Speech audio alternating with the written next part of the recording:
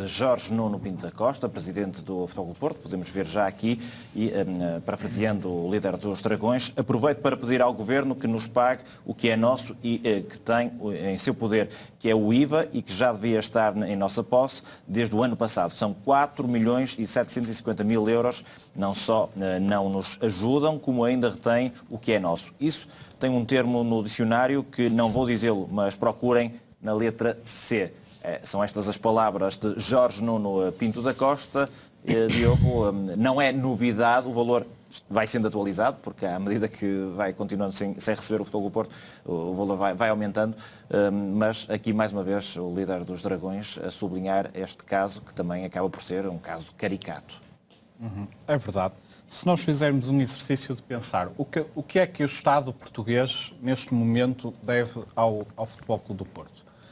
Deve, desde logo, o prestígio de ser a única equipa que representa dignamente o futebol português em competições internacionais e que tem um prestígio que, como ainda nos últimos dias, nas últimas horas e nas últimas semanas temos visto isso muito bem. E deve 4,75 milhões de euros, que não são de nenhum subsídio, não é de nada que o Estado vai dar ao Futebol Clube do Porto ou vai beneficiar o Futebol Clube do Porto.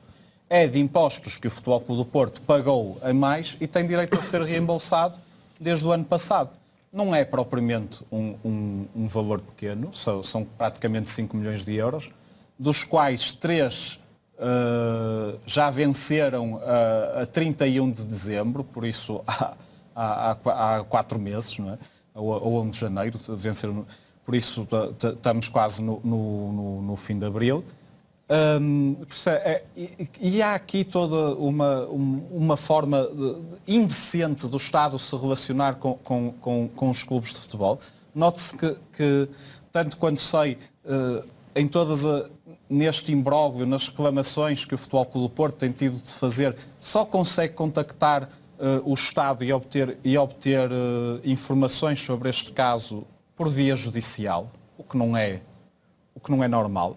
O que me leva a pensar o que é que está na origem disto. A minha opinião pessoal é que eu só consigo ver motivações políticas por trás disto. Será que é por o Futebol Clube do Porto e o seu presidente terem, ao longo do último ano ou dos últimos largos meses desta pandemia, encabeçado uma luta justíssima pelo regresso do público aos estádios de futebol, em condições de segurança, com uma limitação dos estádios muito mais restrita, da mesma forma que é possível ir-se a touradas, ir-se a comícios, ir-se ao teatro, ir-se ao cinema, não é? Com distância, com máscaras, com tudo, como houve aqui no jogo com o Olympiacos, que correu muitíssimo bem.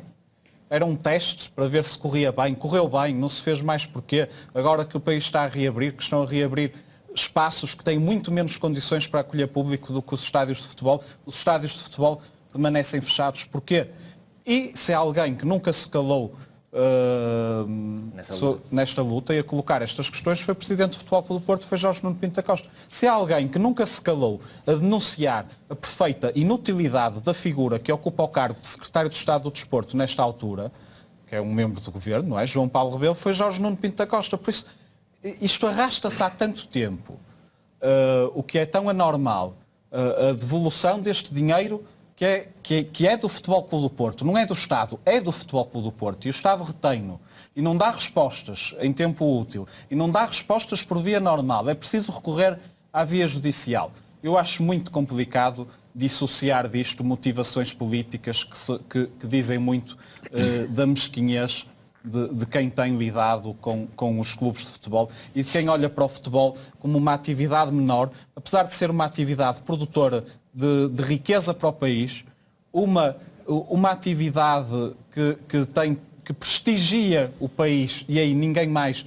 do que o Futebol Clube do Porto, e só a uma escala só comparável ao do Futebol Clube do Porto, só mesmo a seleção nacional, mas só o Futebol Clube do Porto é que constantemente tem prestações dignas desse registro e continua a ser desprezado pelo Estado por encabeçar lutas justas. Isto é uma coisa que acontece há muitos anos, tem décadas, este centralismo asfixiante e esta tentativa de esmagar quem combate o centralismo, mas nunca conseguiram fazer vergar o Futebol Clube do Porto e acho que desta vez também não vão conseguir.